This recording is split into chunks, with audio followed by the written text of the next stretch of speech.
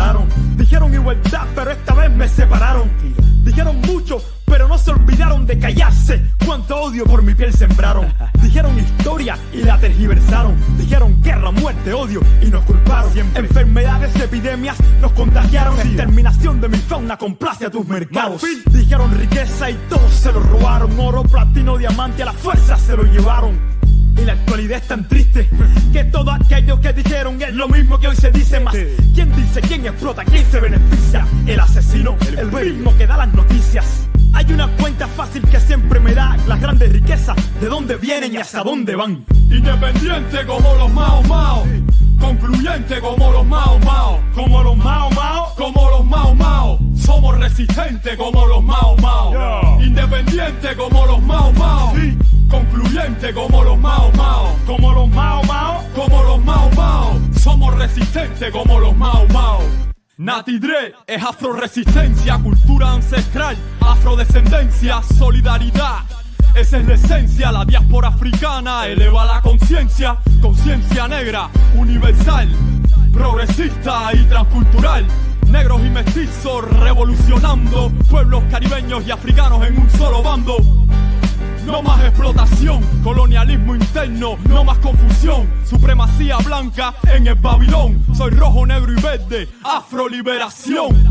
Mientras más negro, más represión. Somos creadores, recupera tu visión. Mi misión es educar con amor, contra el silencio, vivo sin temor. Independiente como los Mao Mao, concluyente como los Mao Mao, como los Mao Mao, como los Mao Mao. Somos resistentes como los Mao Mao, independiente como los Mao Mao, concluyente como los Mao Mao, como los Mao Mao, como los Mao Mao. Somos resistentes como los Mao Mao.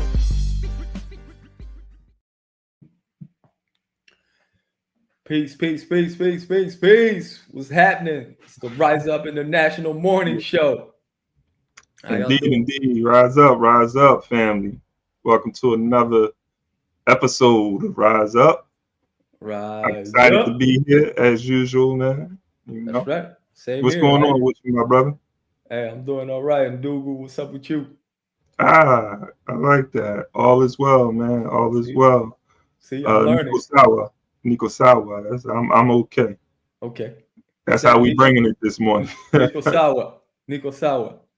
Indeed, man. That's Swahili. So, yeah, Kiswahili, man. One of the pan-African languages. You know.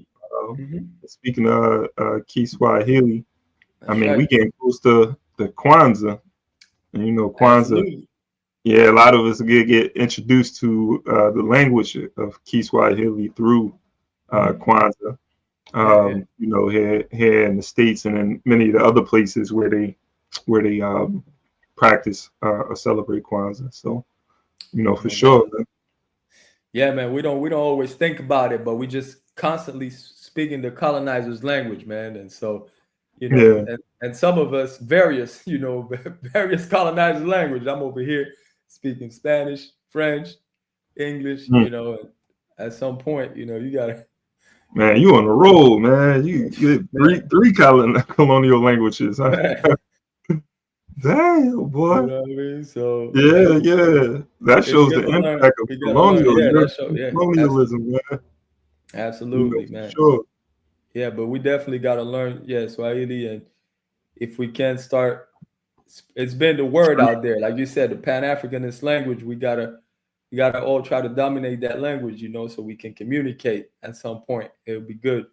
Yeah, for sure, man. You know, learn some Tree, learn some Yoruba. For sure, no doubt. Learn any African language you can. You know, I think all of it is necessary to communicate because of so many different, you know, cultures and languages.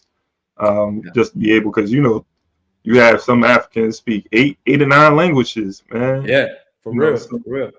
Yeah, so it's something we don't necessarily have to just adopt one particular language, African language, and say that this is this is going to be the Pan-African language. There could be several languages that we speak, because you know our people are all over the planet, man, and you know, speak you know, thousands of languages. So being able to connect with all of them I understand like the single language though makes it simpler to be able to build those bridges with folks. Yeah, at least Yeah. to begin with, maybe then we can keep going. But I think, yeah, it is good to kind of be, if we're able to focus in on one as the primary, at least, doesn't mean we got to stay away from the rest, but Yeah, so that we can imagine if we could truly organize in Kiswahili, that'd be some special, man. Sure. I've been trying to teach myself Kiswahili. I've been up and down with it though. I got to be more consistent. There's times when I'm able to like really focus in on just studying the language, and what makes it difficult for me is like not really having someone that I can continuously communicate with in Kiswahili. And so after a while, I kind of just like back away from it, and then I come back to it. But I have to just like remain consistent with it, because there was times I'll just watch films in like everything. I'll just immerse myself in Kiswahili. I'll have the dictionary, have the Duolingo, watching different movies, shows in Kiswahili, just immerse myself in the language. That's when I'm like really going hard. And then there will be months when I'm not speaking it. And I begin to forget the things that I was learning. So word.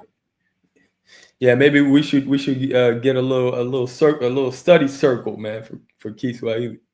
There you go. Anybody out there trying to get a circle going? You know what I mean? Hit us up. Let us know. Yeah, I know some folks that speak fluently. They might want to charge us though. Yeah. We'll see what happens. I know some folks out there, man. But I hope everybody, the uprisers are feeling good today. Right. Hope everybody's doing. I know it's early in the morning, man, but we got of course, like a dope show. Absolutely. We're gonna cover some stories. Actually have someone that's going to join us in a minute to discuss a program that's happening this week. I know Thanksgiving is coming up, and a lot of families are going to be getting together, because one of the things when it comes to Thanksgiving, even those who understand the contradictions in celebrating are getting together and celebrate that quote unquote holiday.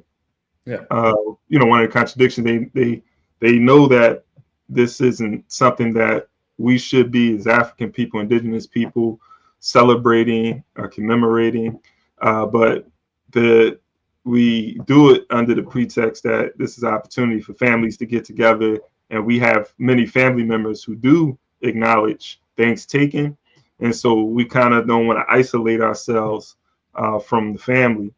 And so the sister we have that is going to be joining us, her and her peoples organized something called Ankhsgiving. Ankhs, like, Ankh's life, the Kemetic symbol, the Ankh. So Ankhsgiving is something that they had created, and they celebrated on Friday. So it's still like an opportunity over the quote unquote holiday weekend for families to get together and celebrate, but celebrate something that is grounded in African culture and tradition. So for sure, we'll have her join and talk more about it herself. Man, you know what's crazy, man? Over here, they, here in France, they don't celebrate Thanksgiving. You know what I mean? But you know what they do? You know what they do? Black Friday. Do Black Friday? Black Friday, man. What's the history behind? The history behind the Black Friday over there? Well, I used to know. I know part of the history, but I heard it was a myth. So you let me know. Let me know what the knowledge. Do the knowledge. Yeah, I didn't even know that they said. I thought it was an American based thing, Black Friday. There's I don't know the whole history, because there's two there's like a story of Black Friday having to do with slavery, but I think that I heard that one was a myth. I had heard about that one too. And they were selling our people, you know, and on a Friday and whatever. But I heard that was a myth. But the other one I've read about was in Philly, actually, that it was named in Philly. No, I think it has it could be, but I think it has something to do with the market. I mean, we could do a quick Google search, but it has something to do with the economy, though, the like Wall Street. Oh, but yeah. I would look into it. Yeah. Okay. Well, maybe our people in the chat can let us know what they know about Black Friday, about the history, the true history behind Black Friday, and if the thing with our ancestors is a myth or not. You know what I mean? Because that doesn't make any sense to me. But let me see. But people over here, you know, it's all about spending money. You know what I'm saying? Spending money, more money. And so yeah, it's just alive and well here in France. They're over here talking about Black Friday. Hey, we're going to look this up real quick, man. Okay. Let me see what Britannica said. The day following Thanksgiving, commonly referred to as Black Friday, has become one of the busiest shopping days of the year in the United States. National chain stores traditionally offering limited money saving specials on a wide variety of goods in an effort to lure shoppers into stores while offering similar deals online. It is believed by many that the term Black Friday, that's crazy. I said believed by many. So that's not even like a definitive, right? You know, it's believed. Okay. It is believed by many that the term Black Friday derives from the concept that businesses operate at a financial loss or are in the red until the day after Thanksgiving, when massive sales finally allow them to turn a profit or put them in the black. However, this is untrue. See, there we go. Okay. I was about to say, oh man, that's some bullshit. All right, so okay. A more accurate explanation of the term dates back to the early 1960s, when police officers in Philadelphia began using the phrase Black Friday to describe the chaos that resulted when large numbers of suburban tourists came into the city to begin their holiday shopping, and in some years attend Saturday's annual Army-Navy football game. The huge crowds created a headache for the police, who worked longer shifts than usual as they dealt with traffic jams, accidents, shoplifting, and other issues. Within a few years, the term Black Friday had taken root in Philadelphia. I'm laughing because I'm thinking, I'm like, it probably was a lot of black folks out there causing chaos. They said they came from the suburbs though, so you know, coming from the suburbs, that wasn't really us for the most part. Right. But I'm thinking like with the chaos though, they talking about this chaos. Black folks probably is out there tripping these racist ass police officers. So city merchants attempted to put a prettier face on the day by calling it Big Friday. The phrase Black Friday, the phrase Black Friday to signify a positive boost in retail sales didn't grow nationwide until the late 1980s, when merchants started to spread the red to black profit narrative. Black Friday was described as the day stores began to turn a profit for the year as the biggest shopping day in the United States. In truth, more stores saw their largest sales on the Saturday before Christmas. All right, so that's just a little history. But I'm looking at, hey, Fernando, they were seeing all these Negroes, you know, out down here shopping downtown, trying to get these sales. And they probably was calling it Nigga Friday.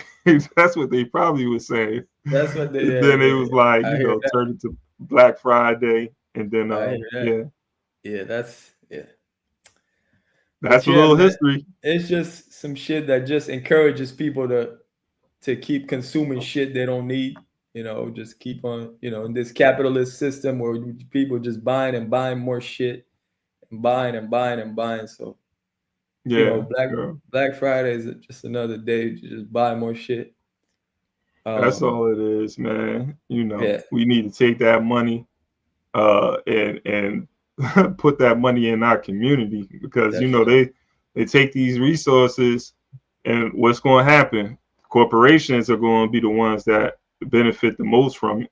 You know, all these businesses. Yeah. We take all that money outside the community. All those dollars are going to go outside of the community on Black Friday. Exactly. Believe that.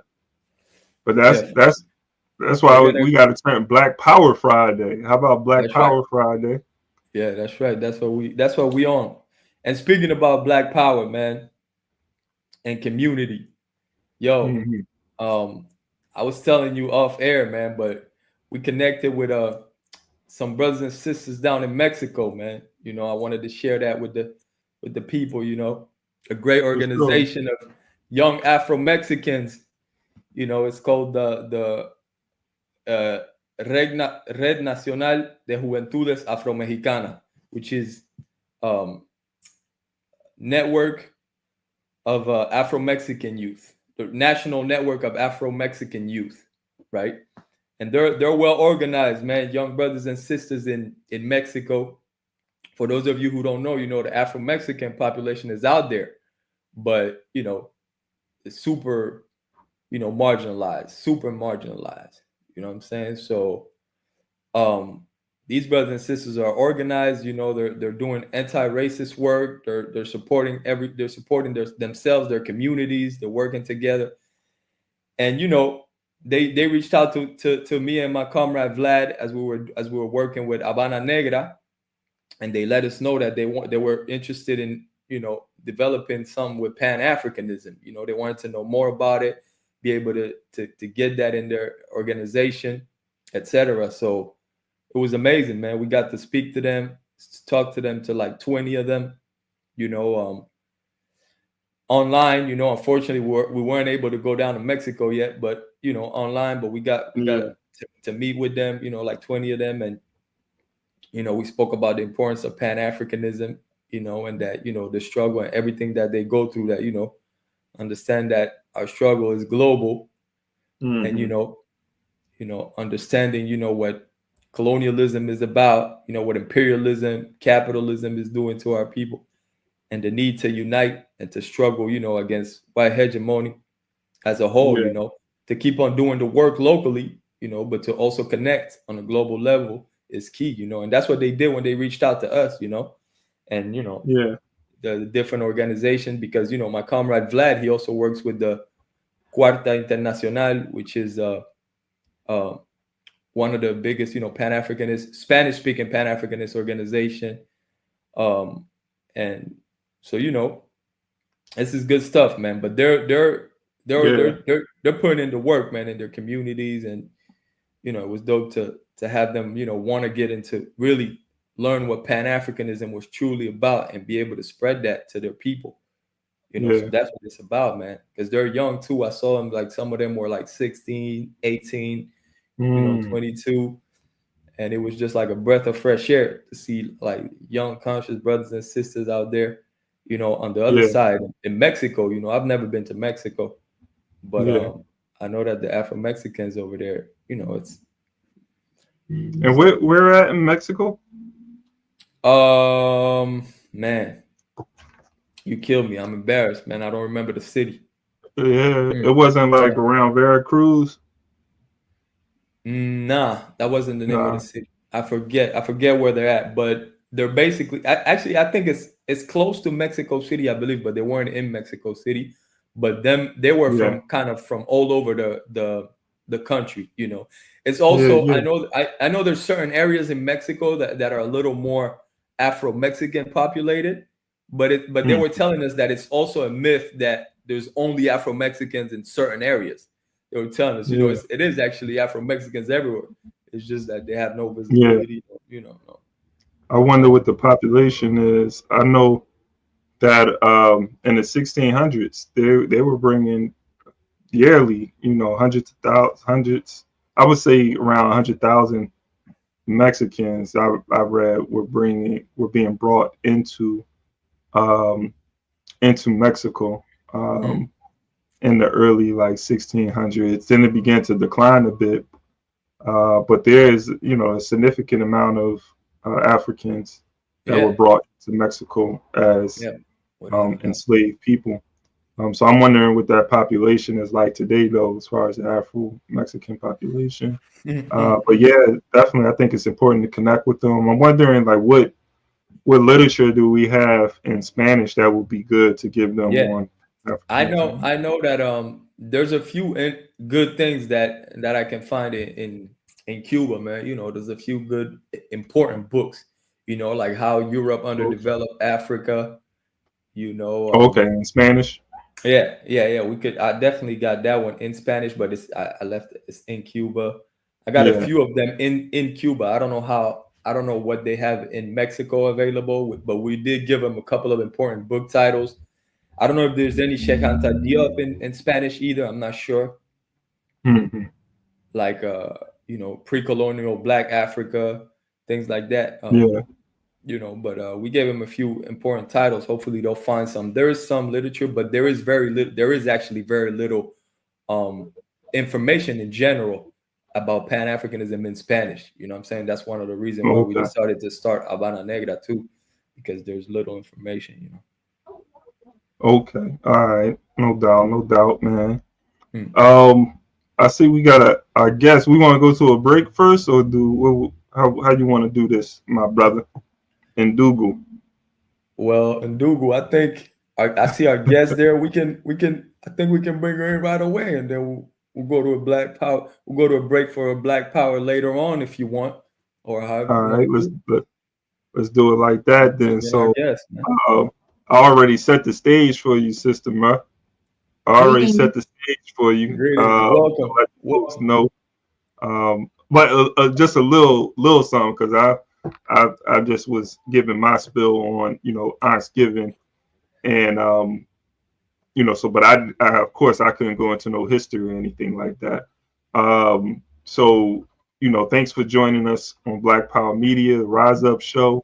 We have Sister Mer with us, who long time like organizer with NPDM. I mean, before I was even around, I think, right? Was Yes, you around with M1?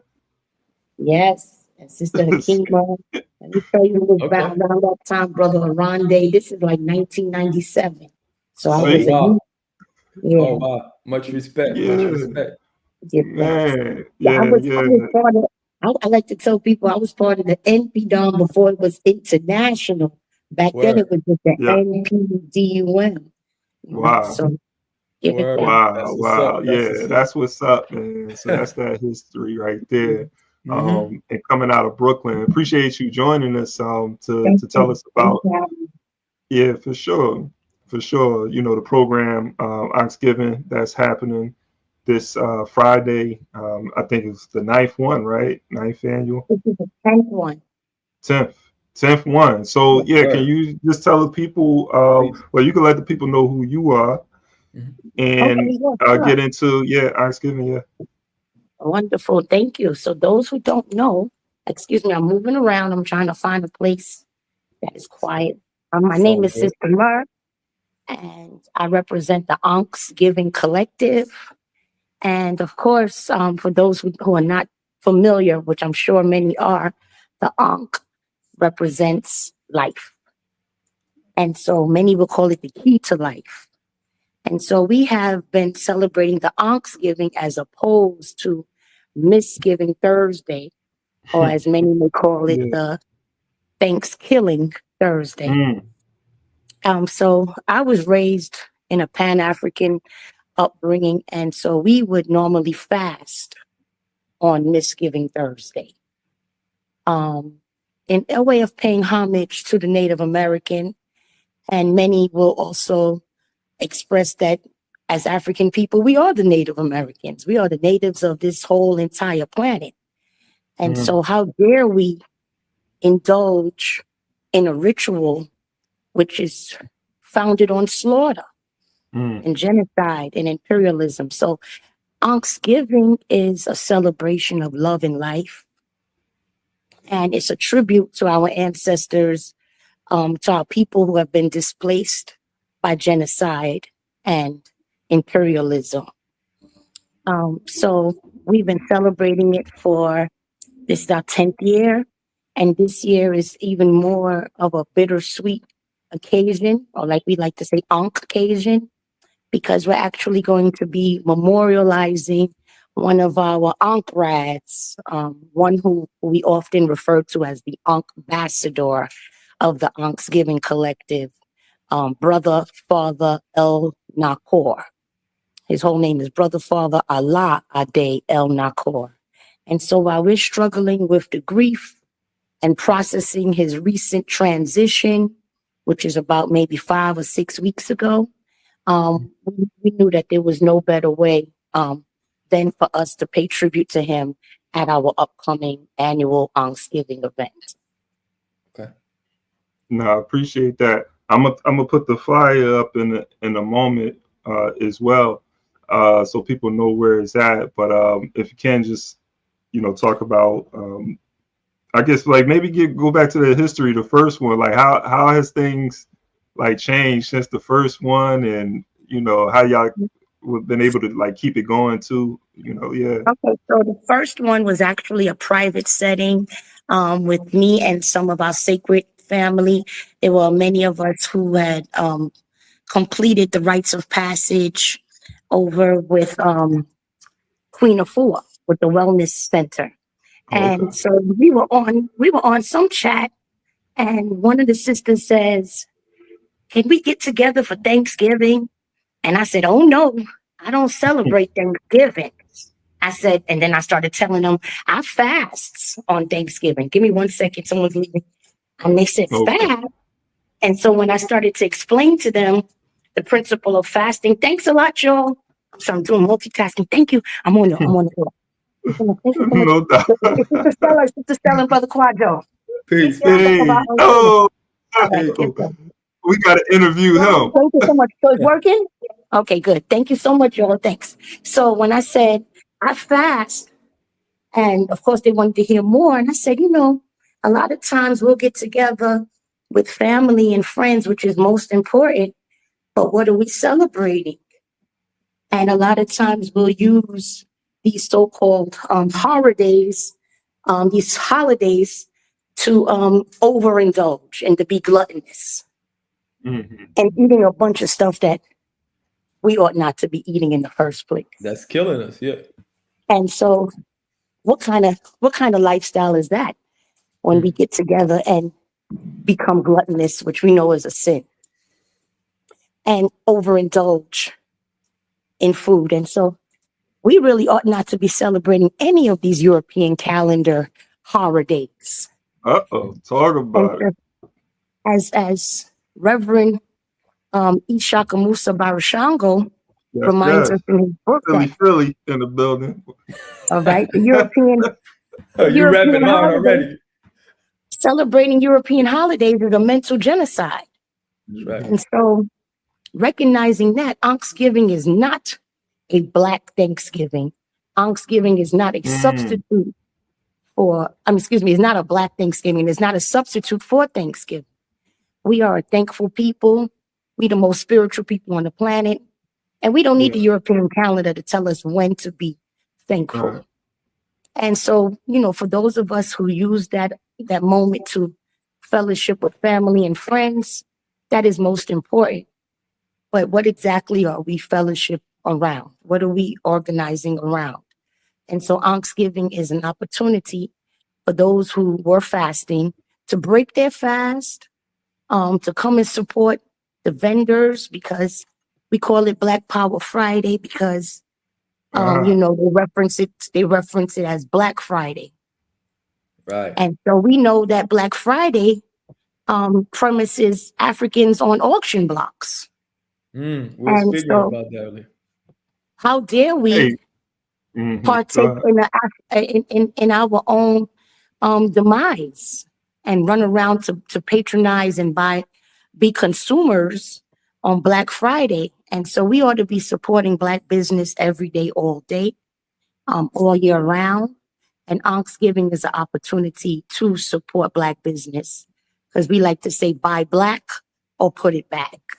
And so Ankhsgiving consists of not only the community, we have the vendors, we have, performances, We have guest speakers. We have an honors ceremony where we like to recognize various people of our community who remain steadfast and dedicated to our movement. We even have a youth award because we like to keep our youth encouraged. And so we recognize one youth each year, and we recognize about 3 to 4, sometimes 5. We never could have too much people of our community, because it's an honor to ourselves to honor our people. And I want to say that Ankhsgiving is non-denominational.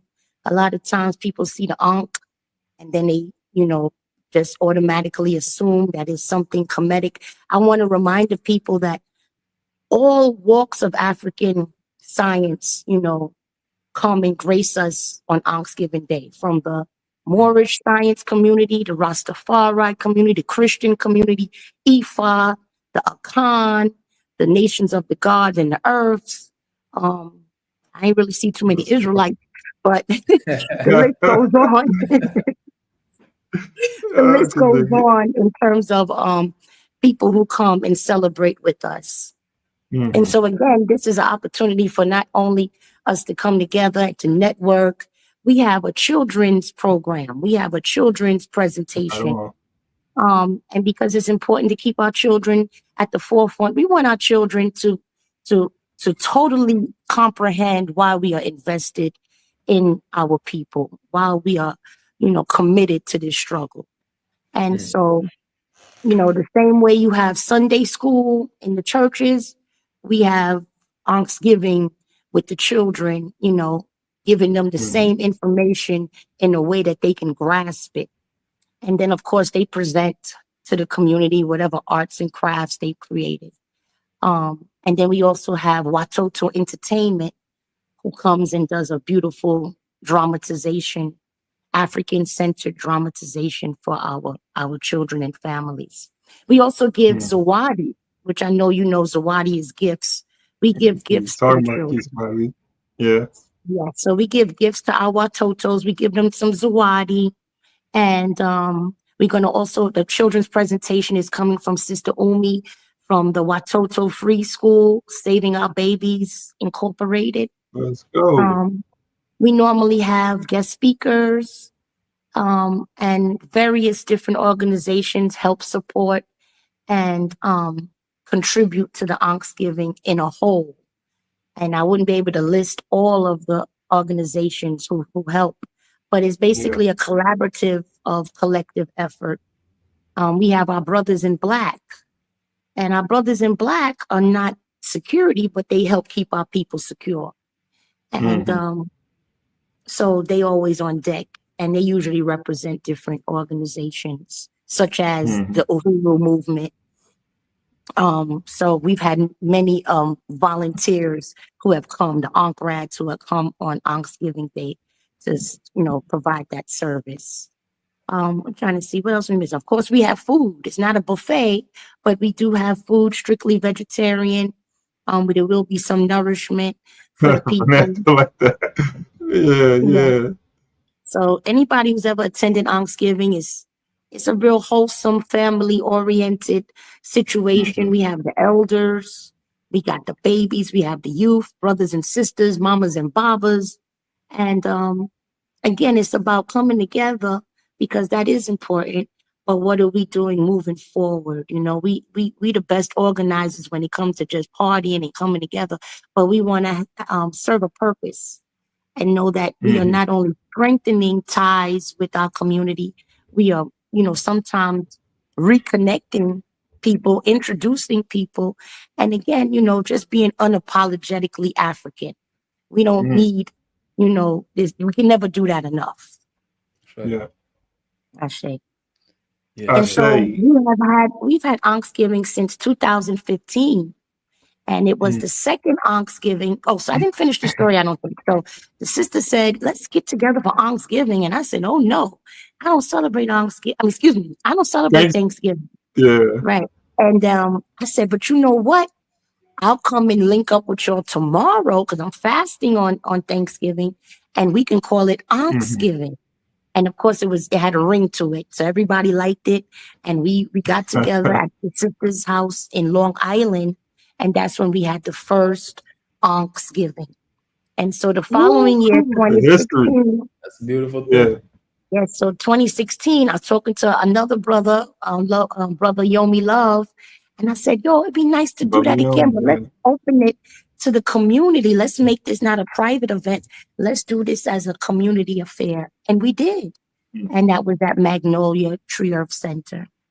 And then the following year, we had it at the Black Lady Theater on Nostrand. And then the fourth year, we rented a hall. And then the fifth year, we had it at Restoration Plaza.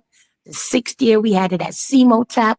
You know, so we've had it back at Magnolia a few times. We also had it at Nicholas. If you're from New York, if you're from Brooklyn, these places that she's naming, these are some, you know, these some blacknificent, you know, these are some important spaces. I say independent, a lot of them independent, you know, Black institutions, because we're losing so many of them. Right. So it's important that we help support them and keep them. And so I'm so pleased to say that this year, the sacred space that's been open to us is actually the Little Sun People, which is a pillar in the Muslim community. Another African-centered, independent shule, you know, school. And so we are so grateful. I could probably give you just a little, I don't know if I could turn that, well, it's set up for another program right now, but it's just to give you an idea of the space that has been. Oh, this is where it's going to be. Yes. Nice. So. Oh, that's dope. And, you know, you ready to see the RBG balloons and stuff. So, you know, this is the type of energy that we have. So we start off with libations. And then we open up with our African dance and drumming company. And then we just keep it flowing from there. But again, I can't stress it enough. This year is bittersweet for us because we will be also celebrating one of our fallen soldiers, Brother Farber. So I would love for everybody to come out. We can't have a fire hazard, so can't be everybody come. But I'm very grateful for those who will attend. And I'm overwhelmed, but I'm excited, you know, about this happening. Word. Listen, and I had put up the. Oh, go ahead. No, go ahead. I was gonna say I had put up the IG with the different flyers. I know it might have been a little small for folks out there, but definitely. I mean, if you can also just like tell people where they can find you on the platform so they can see the flyer and everything. Oh, sure, definitely.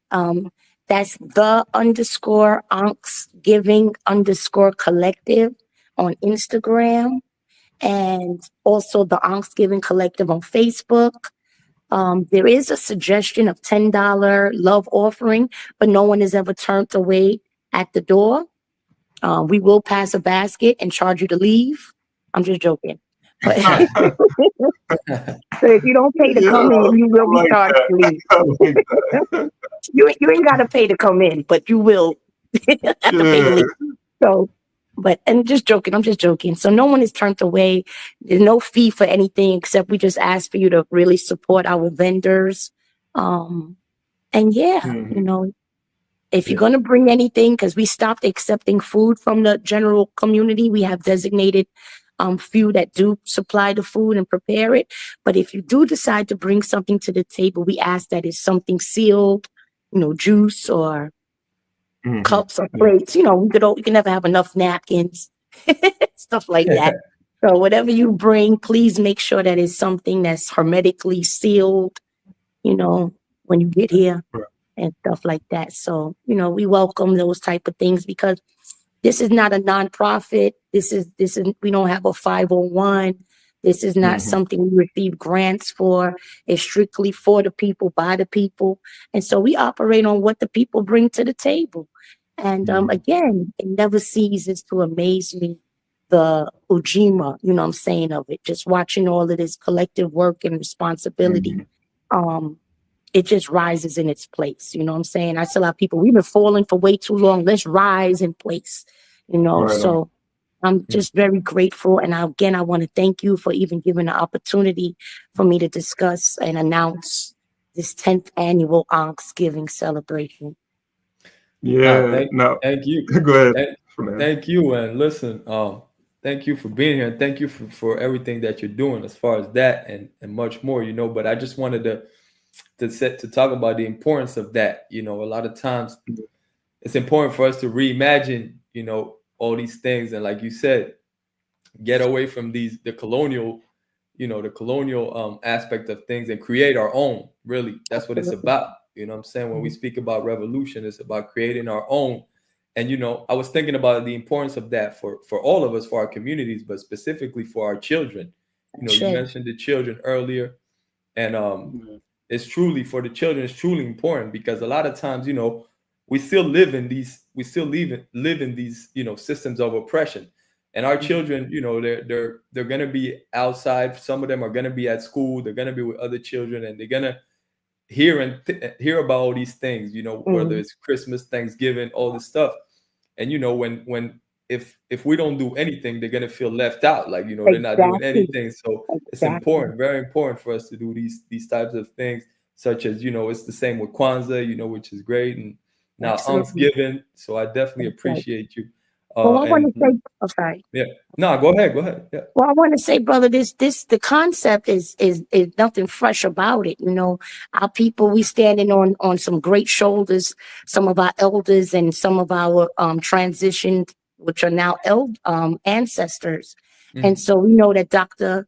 Edward Sims, created the Umoja Karamu, which means unity feast. And so if we think about the Honorable Minister Khalid Muhammad before his untimely transition, he also had a program around Misgiving Thursday, because we recognize that this is a harvest time. You know what I'm saying? Ain't no more spiritual people than us on the planet, and we created everything as the mothers and fathers of civilization. And so we know Khalid Muhammad, he had his event, I believe it was called Jinyame, if I'm not mistaken. There was also another event from African National Science, which was called the Tribute to the Fighting Spirit of the Native American and Africans. And those are type of programs that I went to as a child. And I'm glad that when you mentioned, I have to really veg you back on that, because we don't want our children to become desensitized and removed from our movement. And again, we need our children to feel just as excited about Ankhsgiving and Kwanzaa like they excited about trick-or-treating and shit. That's right. Excuse me, and stuff. You know what I'm saying? That's good. You're on Black Power Media. Black Power. We have to implement those things, because if not, then it's our colonializers, our oppressors who are setting the tone. And then if you're a child like me, and if you're not around other like-minded children, you in public school, it's hard. You know what I'm saying? You just want some Christmas. I want some Halloween too, because I'm feeling ostracized, because everybody else is doing something. So primarily, a lot of Ankhsgiving has a lot to do with the feeling of not celebrating anything. Growing up as a nationalist child, growing up as a product of Pan-African parents, we ain't celebrating nothing. And when it was my birthday, my parents expected a gift. You hear me? This is how my parents was just everything. They were doing everything their own way. So they said, I didn't do much to get here. And so when it was my birthday, my mother and father expected me to give them something. So what is left for us to celebrate besides Kwanzaa? And now we have Juneteenth, thankfully, and we have Black History Month, but that's not enough. We need to be creating special. And if you're not into religion, if you ain't practicing Ramadan, or so if you're not religious, then what holidays do we have? And so I just wanted to make sure that there was something that my children could look forward to, other children could look forward to. And I know that we're coming together with a divine purpose. And we recognize in the Ankh, which is our African nativity. And we can't have life without man, woman, and children. And we up against some serious times when they really trying to wipe out the existence of man, woman, and children being the most normal, natural union. Okay. And so the Ankh being the key of life, we constantly giving of life. We're constantly keeping our people vital. We have to resurrect our people. We have to help remove these chains of mental slavery from our people. A lot of our people are just conditioned and just going with the okie doke because that's just what they've been taught to do. And if they don't possess the critical mind, and they just gonna go ahead and do what they do. So I'm not mad at people who go to their family's house and eat, because sometimes that's the only opportunity we get to be with each other. And if you're gonna work, if you're gonna make that time and a half on that day, then more power to you. But also, I just want us to recognize that we living on stolen land, produced with stolen labor. And so when we remember that so-called Indian, we got to remember what they doing to us. Okay. Yeah. And so, we should not be partaking in these European rituals. All right. Because they serve no purpose to us or our existence. So absolutely. I appreciate that, man. That's what coming on here, and you came with some political education as well, which is very important. I'm wondering, has the children's book come out yet about Ankhsgiving? You're giving me goosebumps because book. That was something that has been in the works. And actually another one of our Babas that passed away, been about 4 years, maybe 5 years now. When this first started, he was on my case, telling me to create a book. And you just furthering confirming that I need to get this out, because I possess the tools to do it. I just need the reinforcement. So I give thanks. I definitely gotta have the children's book. I'm gonna work on that, because we up into 10 years. I gotta work on that.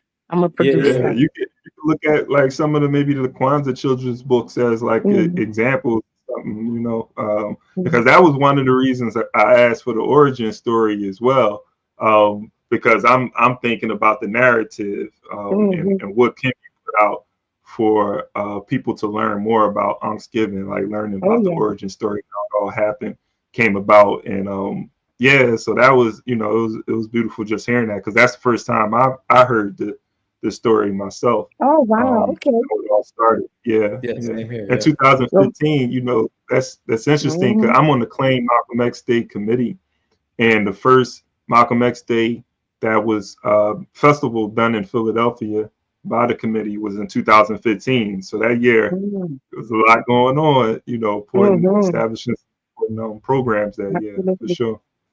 Well, we keep we keep the Nguzo Saba at the forefront of Ankhsgiving, and we try to keep it at the forefront of everything we do.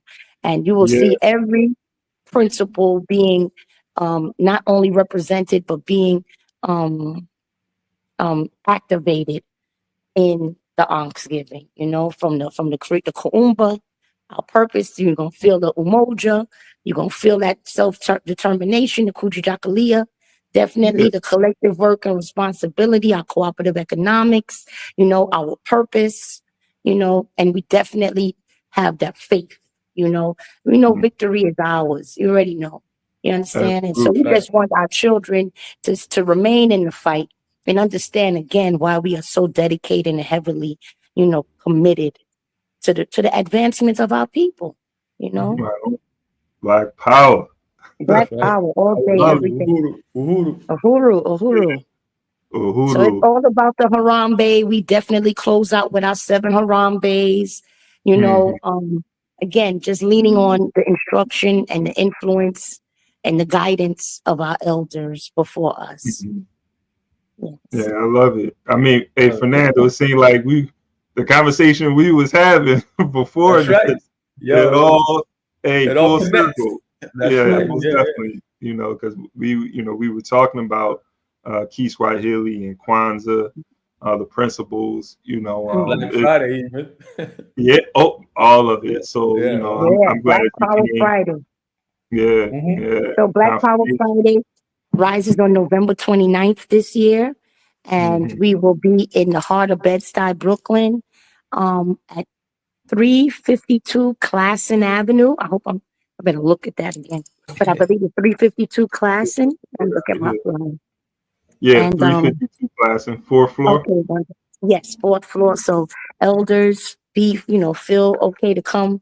It's definitely elder friendly, stroller friendly, wheelchair friendly, walker friendly. And so come through and feel the Ankhsgiving vibe. Word. Mm, Right on, right on. good things. So And again, we have. Ankhsgiving, we do stuff all year round. So this is just our annual Oh yeah. Ankhsgiving event. But we do things for Kwanzaa. We do things for our History Month, our story. We call it our Story Month as opposed to Black History Month. Our Story Month, African Women's Herstory Month. African Liberation Day. The list goes on in terms of the things that we get together, the events that we put together for the community. Right on, right on. So again, thanks again. We have Sister Mert here with us. And before, is there any other last thoughts you have before we let you? I hope to see y'all at the Ankhsgiving, and we always accepting any contributions. We have a Cash App, which is $ Ankhsgiving, which is ANKHSGIVING, Ankhsgiving. And again, it's not about what you can give. Your presence is much more valuable to us, and bringing the babies out. So there will be some arts and crafts. The children leave with something that they have created, and they get to display before the community. And it's a beautiful thing. We appreciate that. Sure I'll put that Cash App in the chat as well. So for everybody that's tapping in, check in that chat, and we'll have that Cash App there for you, so that you can support in any way. And make sure you come back when you have that book too. Let us know here. You already know. I'm working on the book. So give thanks to all the elders and the babies and everyone in between that has made this. Right. We do it for our people, but we cannot do it without our people. That's right. Ashe. Uhuru, comrade. Uhuru. All right. Power. Black power. Black power. Right on, right on. All right. Yeah, it is. It's a beautiful thing, man. Ankhsgiving. I feel energized, man. Hey, me too, man. I might have to bring that to France, man. I have to bring that to our organization. It is. That's what I was, my thought process, is, exposing these things that are happening, bringing them to the platform, letting our people know what's going on in different communities.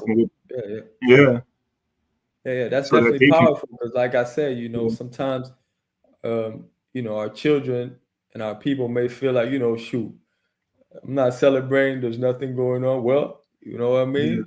Yeah. And it's about, it's not just about celebrating for the sake of celebrating, it's celebrating with consciousness, with a purpose. Right. You know what I'm saying? And so that's a beautiful thing. So definitely much respect to Sister Mert and what they got going on over there, without a doubt. And you see, with Kwanzaa and Ankhsgiving, how these things started in the home. It started small. Started off as not necessarily as this big thing that's open to the whole the nation or the city or the community. But then it sort of it takes on a life of its own.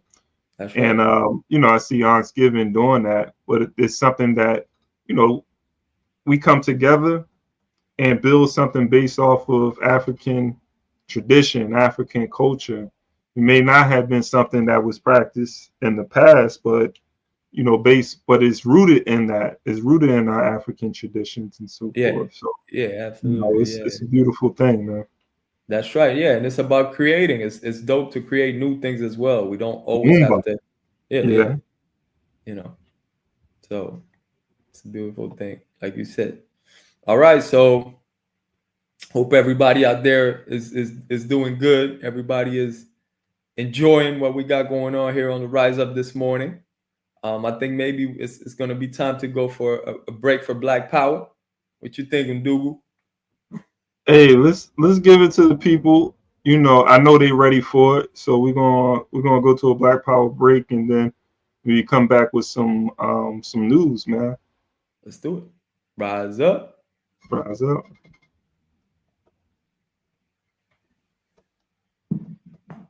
Nous célébrons donc cette journée dans un contexte un peu particulier, comme les prédécesseurs l'ont signifié, ce contexte de conflit. Ce conflit que nous qualifions que autre chose que la manifestation violente, barbare de l'impérialisme, du néocolonialisme, de l'esclavage qu'on tend à nous imposer aujourd'hui. Ce que nous avons qualifié terrorisme. C'est dans ce sens que lorsque nous prenons par exemple le volet de l'orpaillage, votre thème en dit long sur l'employabilité des jeunes en milieu rural, beaucoup de nos jeunes se retrouvent aujourd'hui sur les sites artisanaux de production, dans des conditions les plus pénibles. C'est peut-être ce qui s'est passé en Europe ou en Amérique dans les années 1800, lorsque les hommes rentrent eux-mêmes dans des galeries, qu'ils creusent eux-mêmes pour sortir le minerai. Nos jeunes continuent de vivre cela, au péril de leur vie. Nous essayons aujourd'hui de moderniser un peu. C'est à l'issue de ça que nous avons créé donc la SONASP, une société qui va se permettre de pouvoir exploiter et de commercialiser nos substances précieuses, notamment l'or. L'or que les jeunes exploitent, que d'autres personnes viennent acheter à vil prix et qui contribuent à nourrir le terrorisme qui sort du pays sans que nous n'ayons aucun contrôle. Nous avons décidé de créer cette société pour essayer de reprendre le contrôle de nos sites miniers et pouvoir permettre aux jeunes qui y sont de produire de façon plus mécanisée et plus respectable. Parce que cette lutte que nous avons aujourd'hui contre le terrorisme ne se fait pas uniquement par les armes, mais également par le développement. Tant que la jeunesse n'aura pas d'emploi, elle sera toujours tentée d'aller vers là où c'est facile d'avoir de l'argent. Et c'est ça aussi qu'il faut combattre. C'est le lieu pour moi de rendre hommage donc à tous ces jeunes qui se sont engagés sans état d'âme, comme VDP, qui sont aujourd'hui sur le terrain, sous la pluie, sous la brume, dans la boue, partout où on les demande de partir, ils se battent sur le terrain pour essayer de récupérer nos terres et donner donc à ce pays ce qu'on appelle l'intégrité territoriale. Et chacun à son niveau doit donc pouvoir aussi, à défaut de prendre la Kalachnikov, prendre autre chose pour participer au développement de cette patrie. Et ça, nous ne comptons que sur vous les jeunes. Je disais tout de suite donc aux parrains et à la marraine que j'allais forcer la main à ces grands opérateurs économiques du pays, et je pense que certains sont là. Donc apprêtez-vous, on va vous forcer la main pour créer des initiatives donc pour les jeunes. Nous avons donc lancé l'APEC dans ce sens-là pour permettre de créer ce qu'on appelle nos entreprises que nous voulons mettre sur place. Parce que nous le disons, c'est inconcevable que nous puissions ici produire de la tomate et que nous importons de la pâte de tomate. C'est absurde que nous avons tous les produits oléagineux ici et que nous ne puissions pas les transformer. Nous avons lancé cela et je vous invite à souscrire massivement parce que nous allons créer nos entreprises ici sur place et développer. Certes, des esprits impérialistes pourront essayer de vous détourner de l'objectif, mais écoutez, visez loin, visez très loin, et réfléchissez et voyez ce qu'on va faire. Parce que le combat que nous menons, ce n'est pas uniquement pour le Burkina Faso, mais c'est un combat pour toute l'Afrique. Il est temps qu'on se réveille et que nous ne soyons plus amenés à traverser l'océan, à mourir pour aller chercher l'Eldorado tant vanté. On peut le créer ici. Mettez-vous au travail et je pense que c'est possible. Yeah. Let's get to work. That's right. That's right. That was Ibrahim Traoré of Burkina Faso of the Sahel states.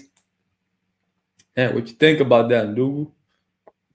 Hey, he's talking about the people of Burkina Faso gaining control over their resources. You know, so I'm in complete unity with that. That's what we've been talking about for the longest, man. Us that are part of this movement, liberation movement, the importance of controlling your resources, controlling your politics, controlling your economy, because you can put people who have people in places of power that may be African, but if the resources aren't controlled by African people, then those people who claim to be your leaders are not working in your interests. And so, to see someone like Comrade Ibrahim talking about, Ndugu Ibrahim talking about gaining control over the gold mines, gaining control over the resources,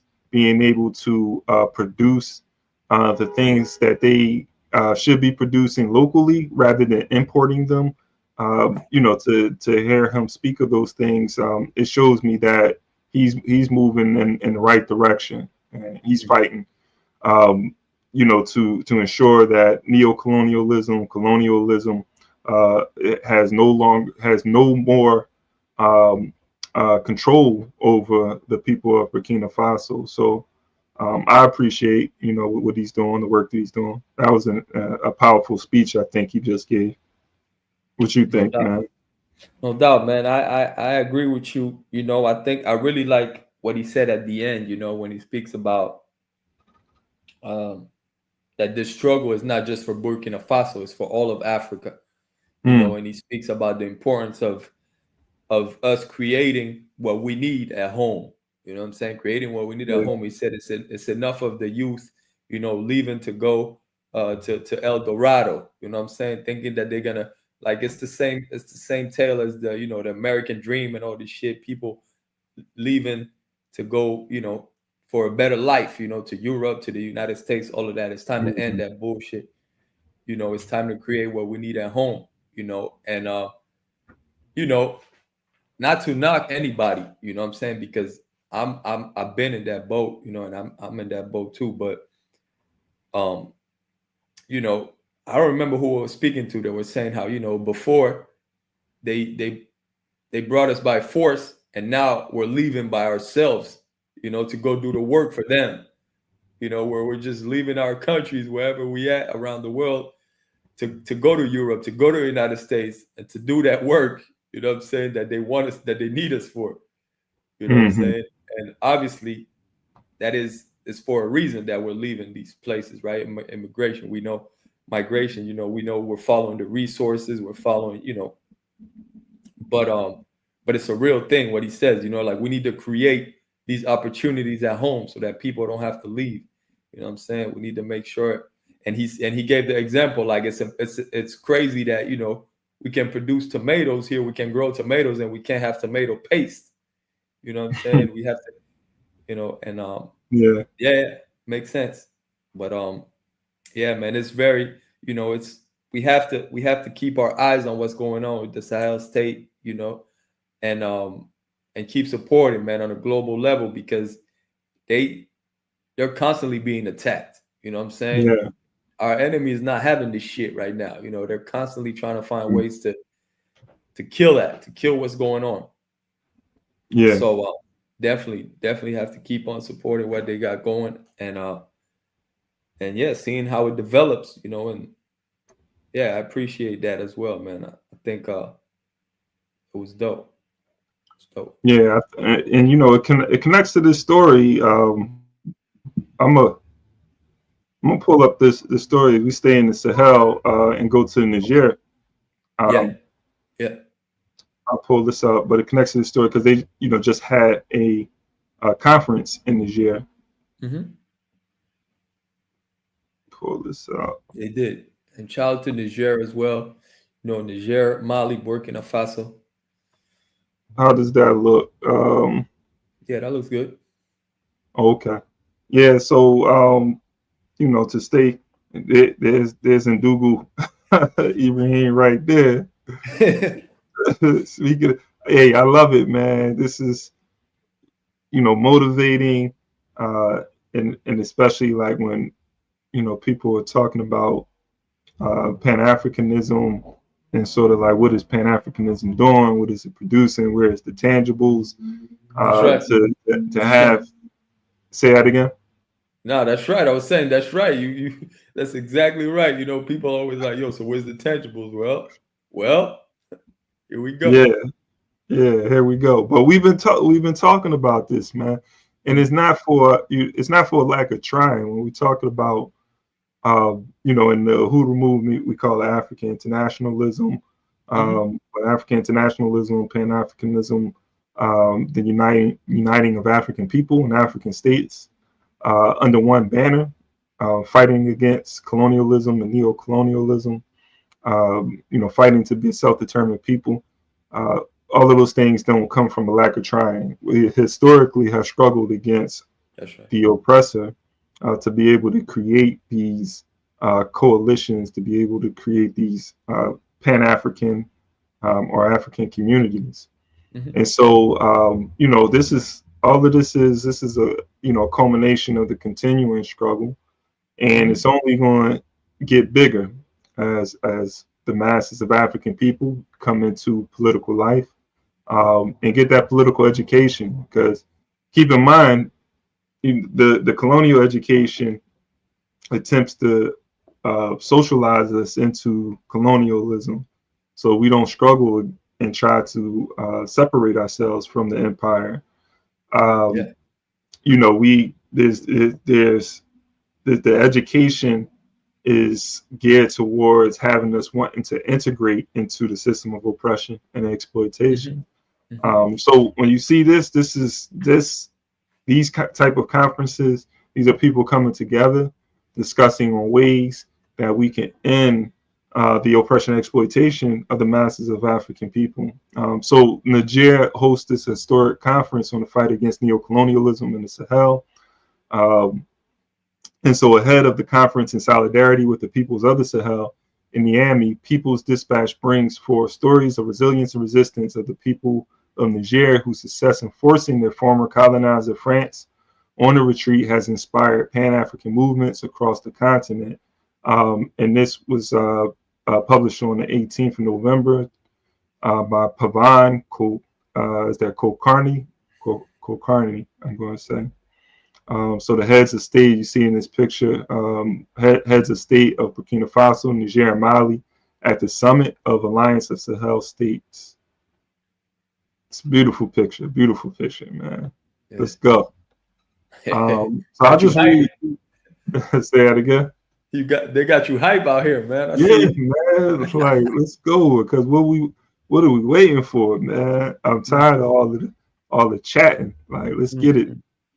So delegates from the popular movements, labor unions, peasant organizations, and the left parties in Africa, Asia, Latin America, and the U.S. have arrived in Niamey, the capital of Niger, to attend the conference in solidarity with the peoples of the Sahel from November 19th to the 21st. The Pan-Africanism Today Secretariat and the West Africa People's Organization, WAPO, have organized this conference for anti-imperialist unity, peace, and friendship between peoples at the time of a critical breakthrough against Francafrique in Sahelian West Africa. France-Afrique in Sahelian West Africa, amid a wave of mass protests against the continued stranglehold of France over its former colonies, popularly supported military coups in Mali in 2020 and 2021, in Burkina Faso in 2022, and in Niger in 2023, swept away the regimes domestically perceived as subservient to France. The military governments that replaced the French-backed regimes responded to the main demand of this protest movement and forced the French troops out of their countries. Already marched out of Mali and Burkina Faso, France, which had relocated a large contingent of the troops in Niger, was initially determined not to let go of its hold on this country. It demanded the restoration of Mohamed Bazoum as the democratically elected president of Niger. Democratically elected with a question mark. His election in 2021 was a joke, retorted 56-year-old Abdullahi Salifu, a former civil servant. The president of the election commission had no shame when he came on TV to announce that the Tamia district in the city of Agadez had seen a voter turnout of 103% with 99% of the votes for Bazoum, he told People's Dispatch. Bazoum, he insists, am I saying his name correctly? Bazoum? Yeah, Bazoum. Bazoum, he insists, was essentially appointed by his predecessor, Mohamed Yusufu, under whose rule mass protests against his subservience to France had already begun. Dozens were killed in the crackdown he had instituted against the protests. Opposition leaders were jailed. A fearful political atmosphere continued under Bazoum. We were afraid to speak out against him, even in our homes. We feared our walls had ears, added Aisha Maiga, who used to head a self-help group for women. However, the movement against France's neo-colonialism continued with renewed vigor after the military government in neighboring Mali ordered the French troops out in early 2022. You had any thoughts about that? Man, it's the, you know. I mean, it's a story. I'm loving the history here. Yeah. Yeah, the history is interesting. You know, it's the same story over and over. Like I told you, like, you know, like I said earlier, they're not gonna let this fly. I mean, they don't want to let this fly at all. They're gonna do everything possible, you know, because this means a lot. You know, we already know over here in France, you know, they've been raising the electricity costs and all of that because, you know, they get things from Niger mainly. You know what I'm saying? Mm. And Niger is doing it right. They're doing the necessary to get everything, to get France completely out. You know, so you know it's gonna keep going. It's gonna keep going. They're gonna keep attacking in several ways. They're gonna start saying, you know, it's a dictatorship. They're gonna do. We know the playbook. You know, we know the playbook. We know what they do. Yeah. But they're consistently gonna find new ways. You know, and now with technology, and there's various ways, but that's what it is. Yeah, you see too how the struggle against when African people struggle against the oppressor, and how the victories motivate. You know, it kind of becomes a domino effect, and because it inspires the masses of Africans to rise up against their own oppressor. And so, you know, you have here in Niger where the Africans who were tired of neo-colonialism, you know, tired of France's exploitation of the Nigerians, you know, these people who were at one time afraid to rise up against neo-colonialism because of what the consequences may entail. But seeing what was going on in Mali and Burkina Faso, it reinvigorated them to you know, want to liberate themselves from this you know, exploitative regime. So, you know, it's a lesson to be learned. That's why what is taking place in these Sahel states is so important, man. It's significant to the worldwide Pan-African movement, you know, the African liberation movement everywhere, man. So, you know, 100%, definitely appreciate definitely our ancestors taught us that, you know, it has to begin with Africa. You know, Africa has to be liberated and strong and together in order for the diaspora to get it as well. You know, that's the key. Africa is the mother. So, you know, but you know, what you said is spot on. You know, when you speak about the being inspired by by what's going on from around us. And this is also why our enemy keeps, you know, hiding our history from us, you know, our true history, and miseducating our people. Because if you know, if our people knew all the success, you know, the victories that we've had, the reason why we're still standing here today, you know what I'm saying, then more people will be motivated. Right. You know what I'm saying? So yeah, that's definitely key. 100%. Yeah. Man. And I'm gonna just go into a little bit more of the story. This section right here, provoking this movement, Bazoum invited the French troops on the way out from Mali into Niger. Like that's what did it, man. So he's inviting these French troops, Mali kicking them out, and you know, you have this neo-colonialist who wants to invite those troops into another African country. It's crazy. Niger, yeah. But amid the mass protests that followed, the head of his presidential guard, General Abdurrahmane Chiani, removed him from power in a military coup on July 26, 2023. When we heard the news that morning, we didn't even know who had taken over. We didn't care. We were happy that Bazoum's regime was ousted and went to the streets early at 7 in the morning in pouring rain to celebrate Salafou recollected. The following day, the anti-France protesters organized themselves in the Convergence for the Nations of Sahel, COSNAS, or COSNAS, with the support of the National Council for the Safeguard of the Homeland, CNSP, a popular military government helmed by coup leader Chiani. When France announced that its troops would not retreat from Niger, we marched on the city streets to the French embassy.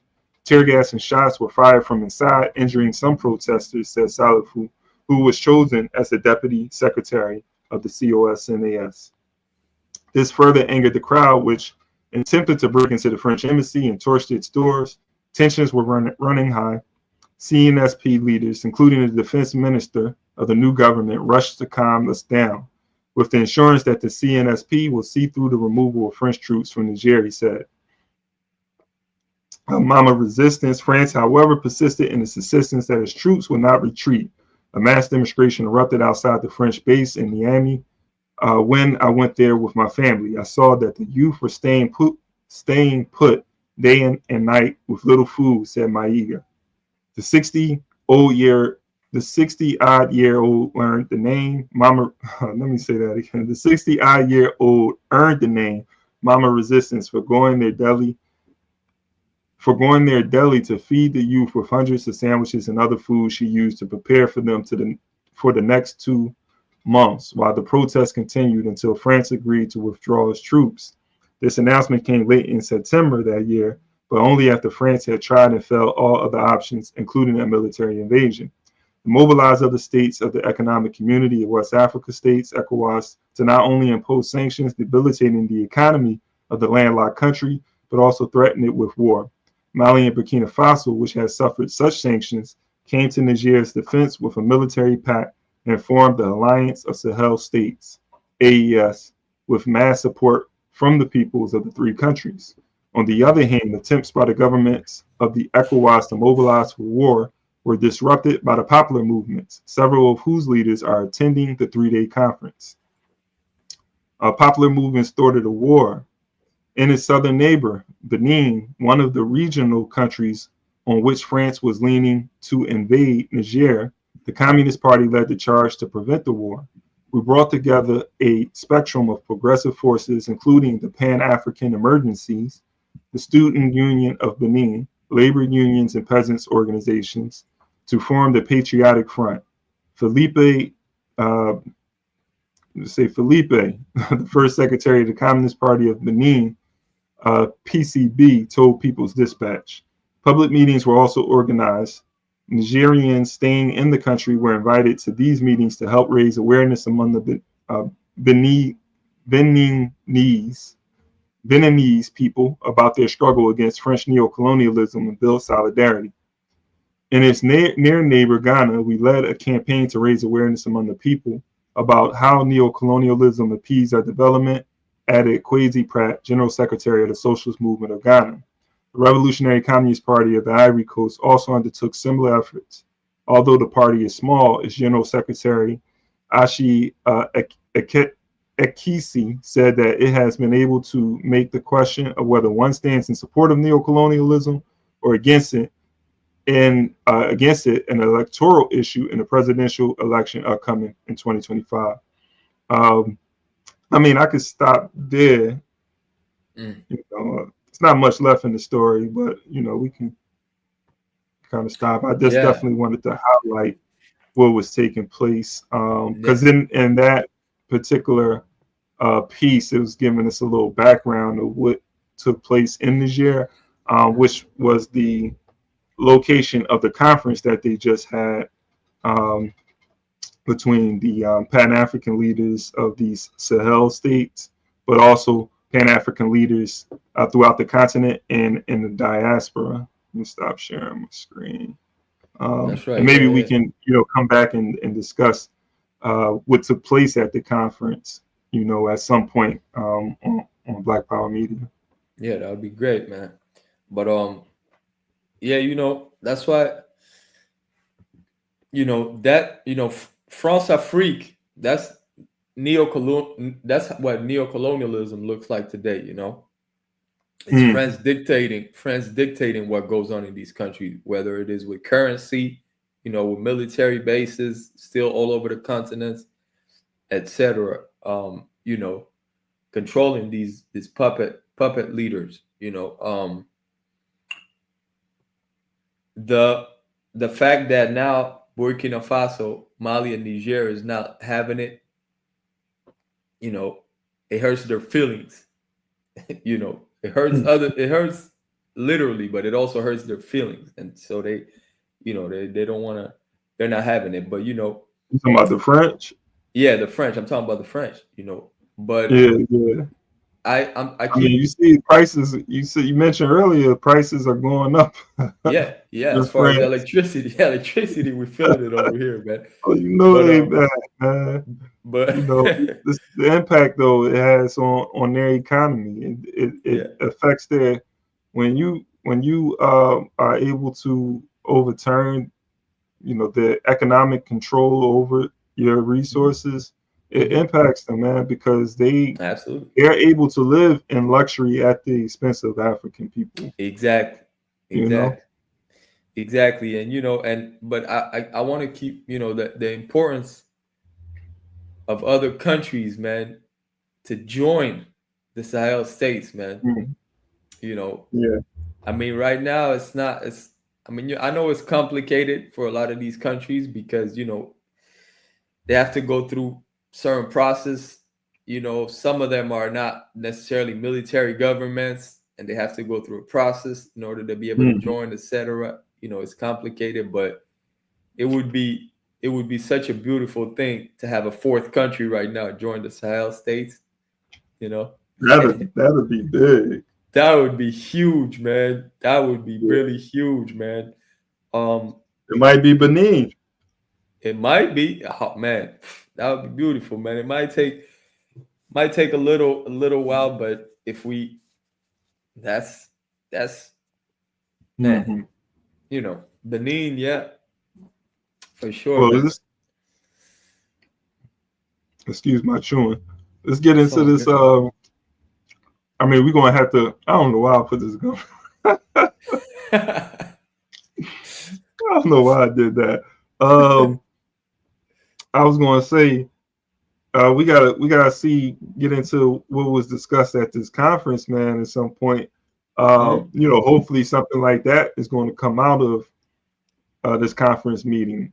How to bring in other African nations, how to get the diaspora involved as well.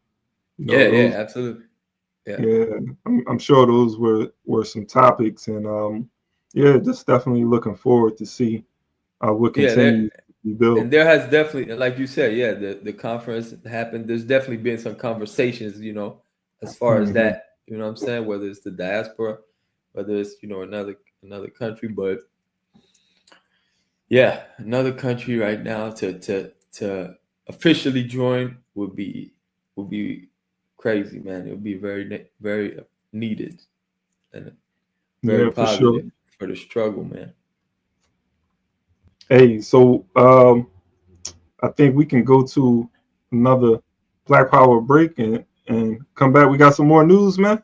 Yeah, we got a couple more stories, man. So I think we got I think we could get one more in for sure.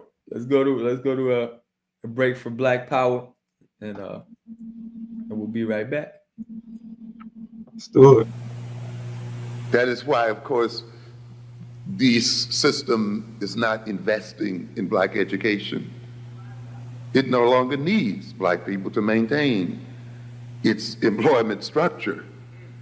You see it bringing in people from outside of the nation to be employed You see, it even is hiring in the world itself, in other nations and other places.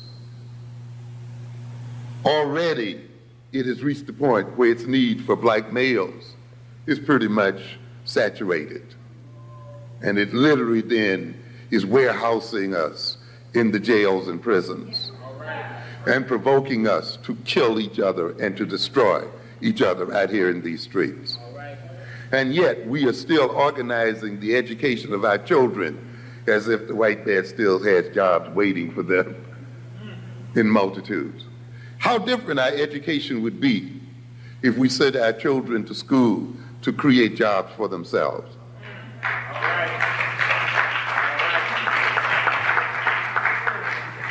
To create their own economic and political systems, to see themselves as the major sources of their employment.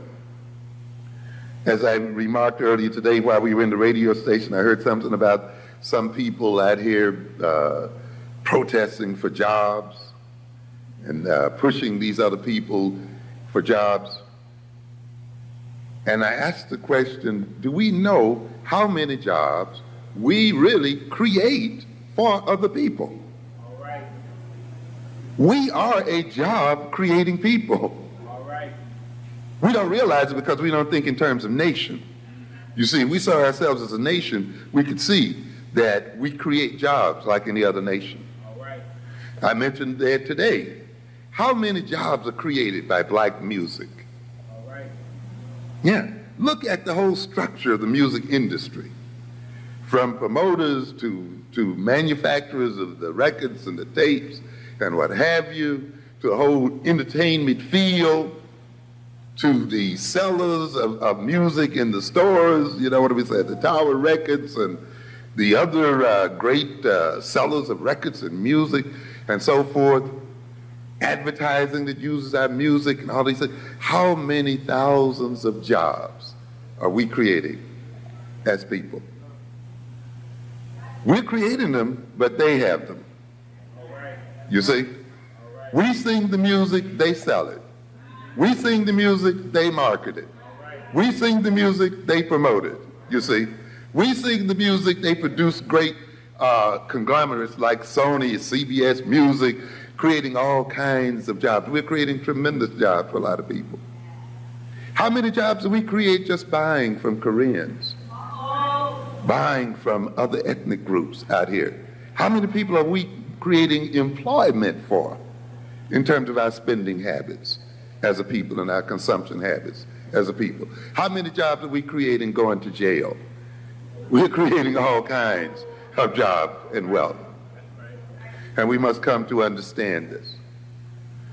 We are creating these jobs, and yet we are begging for jobs. This means that somewhere our consciousness has been impaired. We're begging for what we are making already. And we cannot use our own creations as a source of our own wealth. I told you earlier today that the Creator could not have intended for us as African people to be a poor people if the Creator implanted in our soils all the wealth that was planted there. We talk about the minerals and the oil and the gold and the this and the that that's implanted in African soil. So it seems as if the Creator blessed us from the very beginning with wealth and possibility.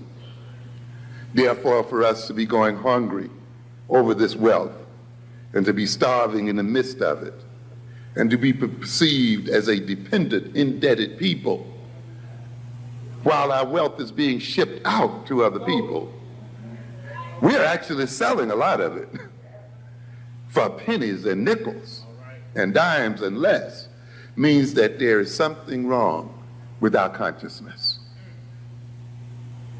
Because ultimately, ladies and gentlemen, we've said what? That the wealth of a people is ultimately not in their land. But where is it? It's in the mind. The wealth of man is in his mind. in his consciousness.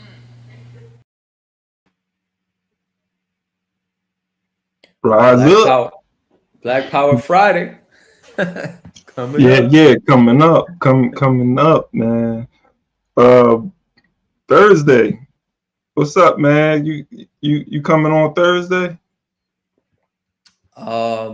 Things taken? Nah, I can't, man. I won't be I wonder, who going.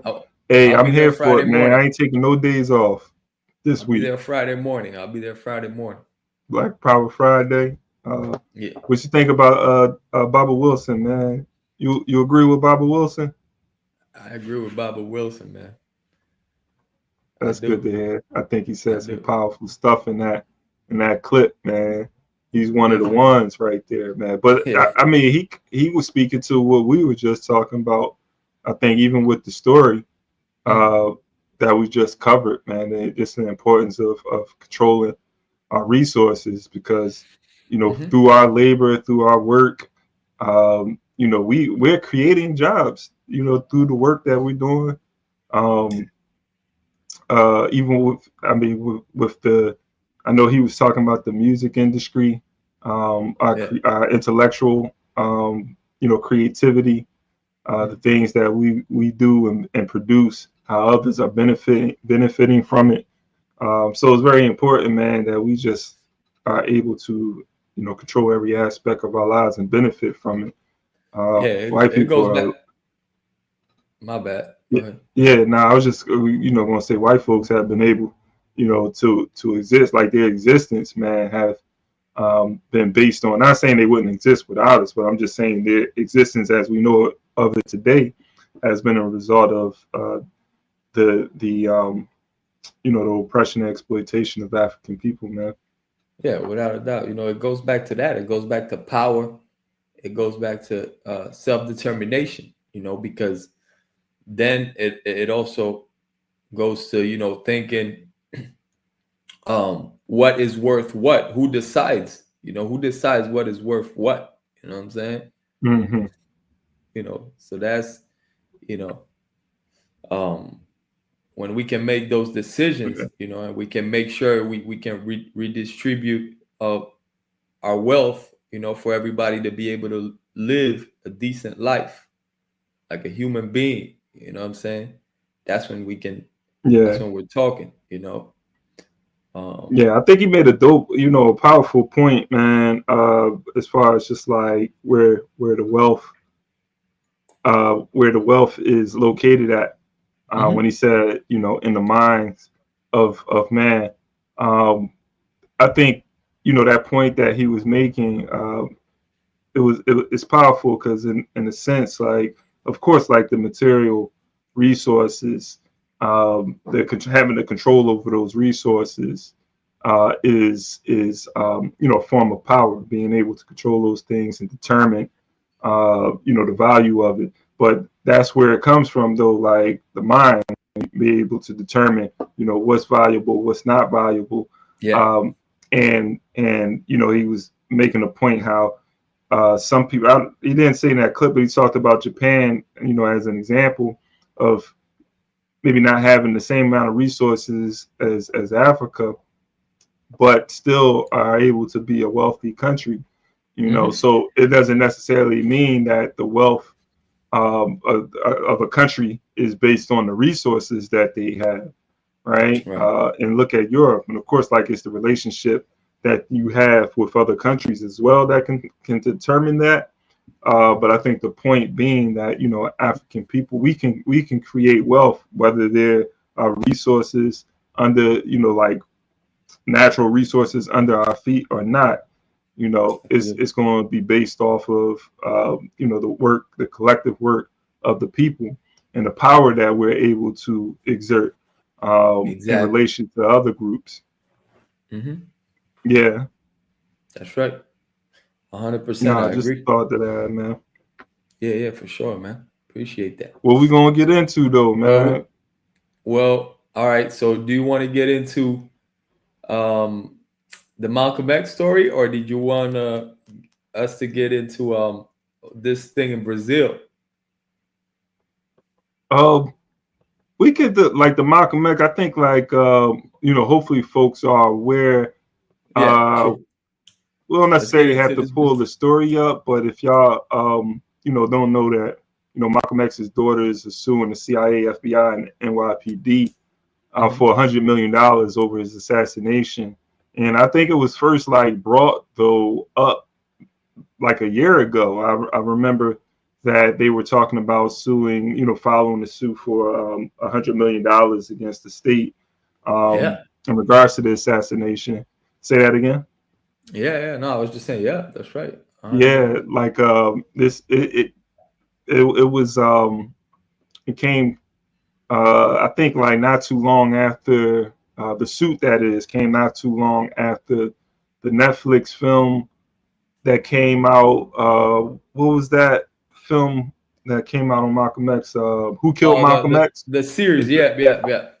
Yeah, I think it's called Who Killed Malcolm X, and then you had like two people who were convicted for the assassination of Malcolm X were exonerated, and there was some money awarded to the wrongful conviction of these two individuals.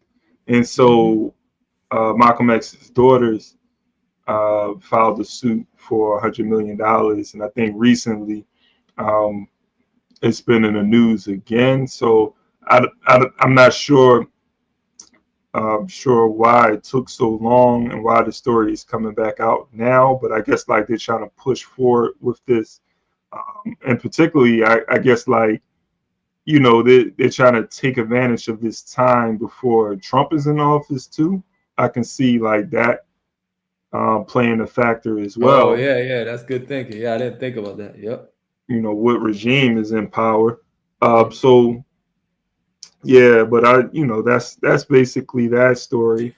What's your thoughts on that, man? On the suing, I'm saying sue them, but my whole, my thing is, I think like this is a small, what I'm saying is like this right here, this is one of many crimes against the African community in America. And so there's so many. I think like if they were able to gain a victory in this case, that it could open the door for more cases similar. Malcolm X was a someone of a high profile, but there's so many other assassinations that took place by the American, maybe local government involvement. But even in Mississippi, though, they had a commission in Mississippi that was involved in assassinations, that were involved in wrongful convictions of political leaders in Mississippi. But that was happening all across the South, I think, to prevent Black people from rising and gaining any type of political power or any gain in this country, economic or political. So I think like this can open the door for a lot of those other crimes that have been committed against the Black community. Remember, there was a whole document that was put out by William Patterson, charging the United States with genocide, where there is a record of criminal acts, human rights violations against African people that can be used. So, this is, my thoughts on that. I hope that they do come out victorious in this suit.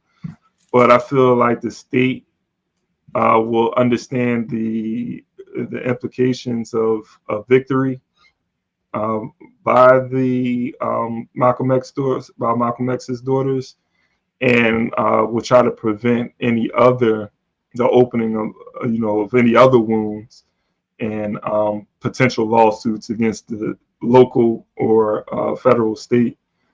It'd be like when the Me Too movement, man, when the floodgates open, and everybody started getting accused of crime or of crimes that have been alleged crimes that have been committed in the past. Yeah. You know, I mean, like you said, there's so many of them. Like we could talk about the Move. We could talk about the Move organization. You know, yeah, not even. I don't even want to take it. You know, internationally. You know, we could talk about all the crimes of oh African man, people that they worked with. You know, like Patrice Lumumba, man. You know, the exactly. CIA's involvement in the assassination of Patrice Lumumba. Of course, You know, No, there's so many. But yeah, you know, it's 100 million, man. If they were, that's a lot of bread. You know, hey, even if they was to get half of that or something, you know, they might not get 100 million, but some of that bread could be good for the movement. I don't think that money's coming to the movement, bro. I'm gonna keep it funky, man. Like, you know, that money isn't Hey, coming to the man. movement. Unfortunately, you know. I'm just man, leave it at that, man. Hey, you never know. Everybody ain't moving. Everybody ain't moving like that, man. So Everybody ain't moving with the movement, huh? Everybody ain't moving with the movement. You know, that's if any of us was to get 100 mil, you know, might be different. I don't know Kalanji. You might not see Kalanji no more, man. You're like Black Power, what? Black Power who? 100 million. It's a wrap, huh? No more Kalanji? Damn, man. It's a wrap, man. It's a wrap. We gonna have to hunt him down, man. We got to talk about him until he come back, man. Like, you know, because he been ducking us. Kalanji, So, man, we waiting on you. Yeah. He might have got his 100 mil. So that's what happened, huh? I think I don't know. Did he leave Natasha in charge? Because we don't see Every her time either. I turn around, he on the road. He moving. He in motion. Man, where these resources coming from, man? Yeah, man. What's going on? Hey, Ndugu, talk to us, Ndugu. Come on, man. Shout out, man. The suspension was over a week ago. Like, so that excuse is over. Nah. Peace. Shout out to Conrad Kalanji and the whole Rise Up crew. That's right, man. Shout out to all of them. All right, man. Yo, you think let's touch on the story in Brazil real quick before we call it a wrap morning. up. Let's get it, man. I'd love it's early in the that, morning. man. I might jump back in the bed, man. Let's go. That's how you feeling? Damn, that's man. how I'm feeling, man. Okay. So listen, Brazil is always an interesting story, man. There's a lot going on in Brazil constantly. It's a huge country. You know, it's a very important country because it's the biggest African population, you know, outside of the continent. You know, we have a lot of brothers and sisters over there. Can you pull up the story in Google? You pull it up real quick. So you know, I believe, by the way, after Nigeria, Brazil is the country with the most African people in the world, actually. So it's the second country in the world, you know, and you know, the favelas, a lot of people are familiar with the favelas, you know.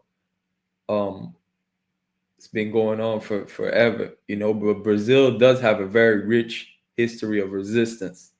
You know, anywhere where our people are, you know, there's always been resistance, but definitely Brazil has a long history of resistance. So it's always also important to keep our eyes on Brazil as well. Everywhere in the diaspora, but Brazil also. So this is an interesting story. I thought, you know, Brazilian federal police arrest military personnel suspected in plot to assassinate Lula. All right, so the military personnel arrested. Okay. All right, hold on. Keep it there real quick. All right, so on November 19, the federal police arrested 4 military personnel assigned to the G20 summit in Rio de Janeiro. for being part of an alleged plot to kill then President-elect Luis Ignacio Lula da Silva in 2022. A PF source told AFP. A police officer was also arrested in the PF arrest operation called Contragolpe, counterstrike in English. The soldiers involved had special forces training and planned to see advanced military operational techniques, as well as setting up a crisis cabinet that they themselves would join.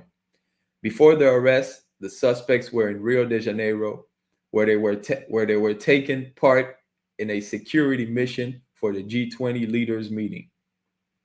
The alleged plan, called Green and Yellow Dagger, was to be carried out on December 15, 2022, and also envisaged killing the then Vice President-elect Geraldo Alckmin, according to the statement from the federal police. They also planned to assassinate a Supreme Court justice, the statement added. The PF did not disclose the name of the magistrate in question. The suspects could face charges of violent abolition of the rule of law, coup d'etat, and criminal organization. The police are also carrying out other investigation into alleged plans to prevent Lula's inauguration. One of them directly involves Bolsonaro, while another is investigating the acts of January 8, 2023, when thousands of Bolsonaro supporters attacked the headquarters of the Three Power in Brasilia and caused serious damage. In total, five preventive arrest warrants, 3 search and seizure warrants, and 15 other precautionary measures were carried out, such as a ban on maintaining contact with the other suspects and leaving the country, with passports being handed over within 24 hours. The warrants were carried out in Rio de Janeiro, Goiás, Amazonas, and the federal districts.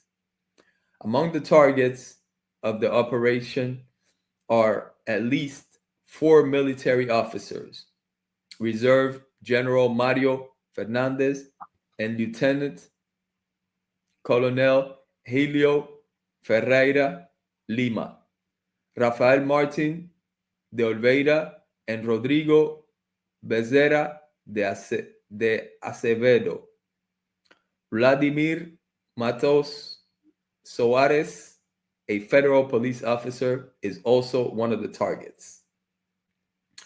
Reserve General Mario Fernandez was one of Jair Bolsonaro's trusted men in the Planalto Palace and was elevated to the position of Executive Secretary of the General Secretariat less than 2 months after joining the Army Reserve. His last post in the force was a commander of special operation. In October 2022, the former president chose the general to serve as the monitor authority of the Access to Information Law, a position linked to the General Secretariat of the Presidency of the Republic. So we're starting to see the connections here.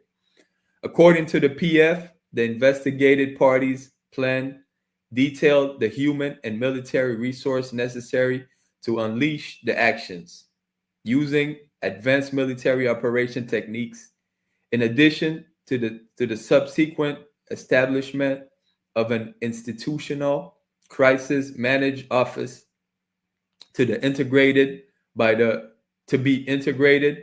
investigated parties themselves for the management of institutional conflicts arising from the actions.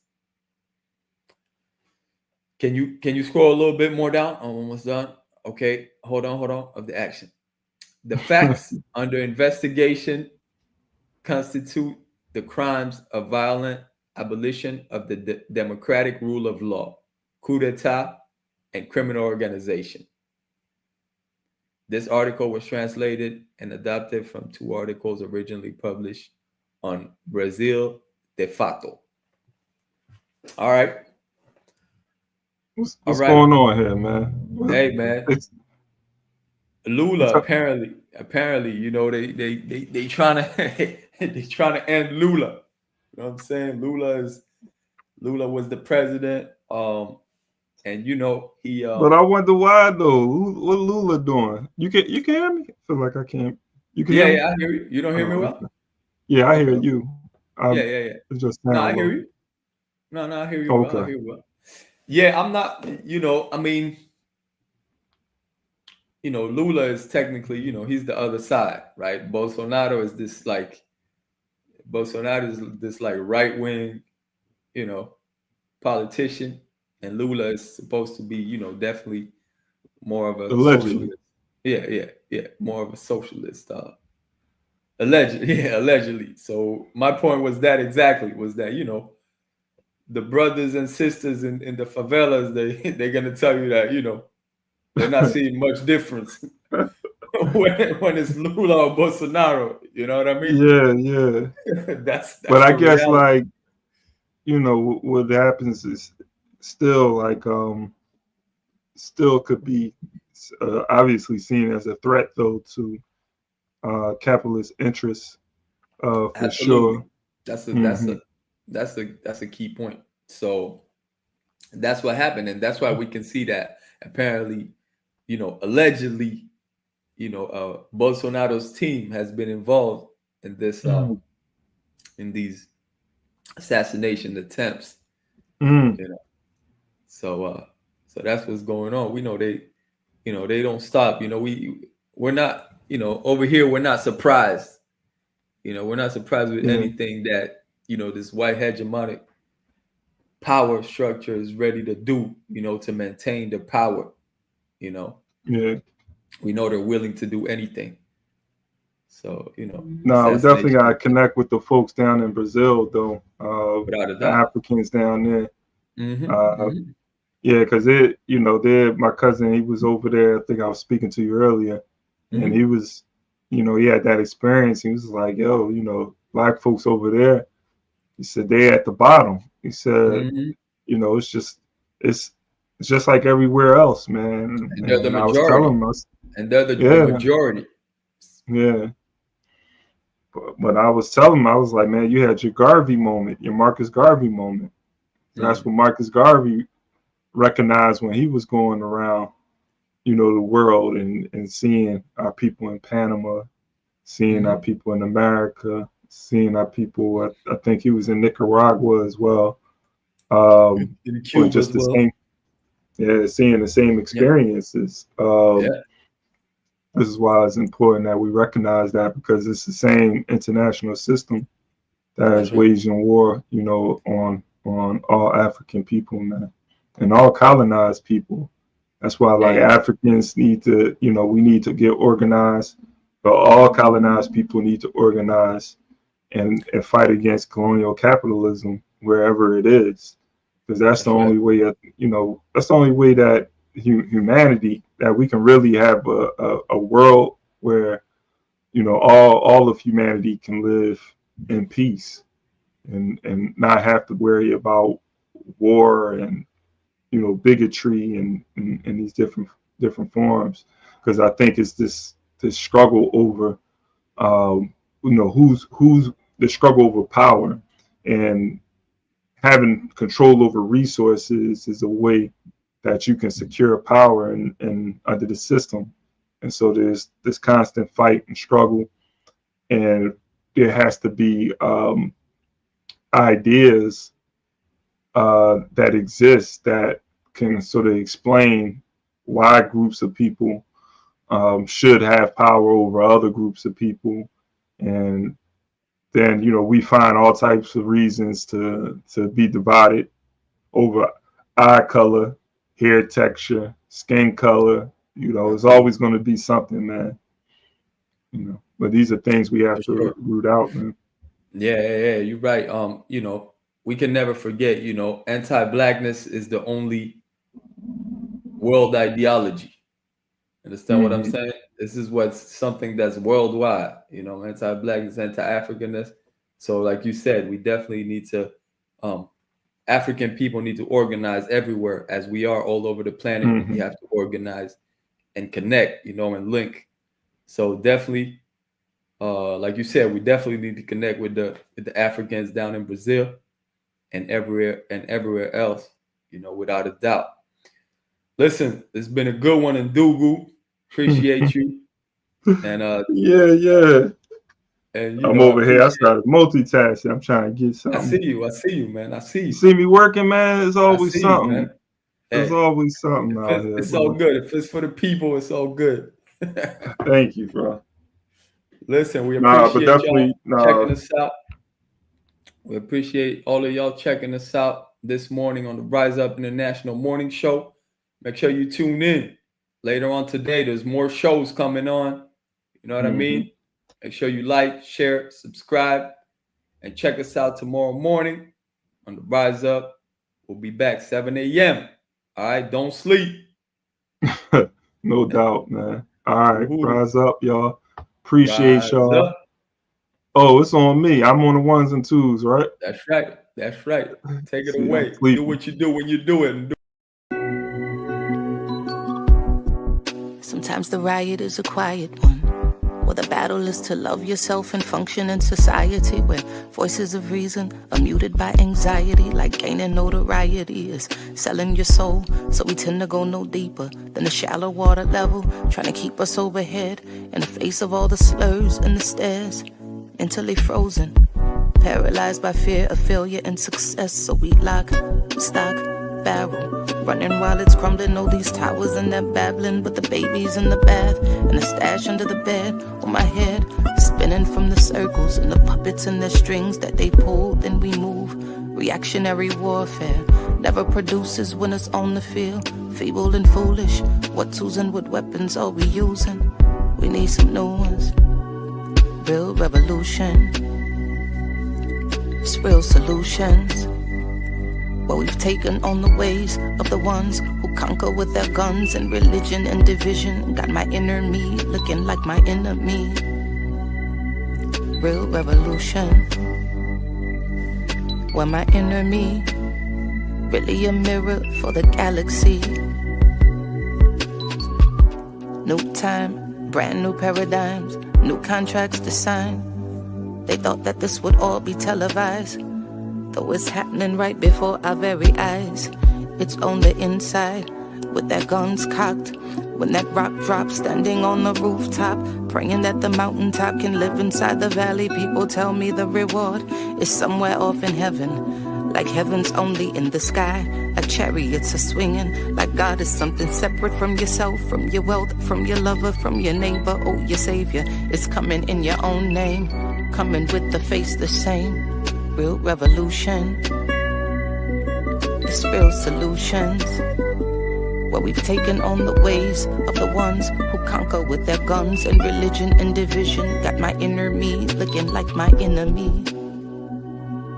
Real revolution. Where my enemy is really a mirror for the galaxy.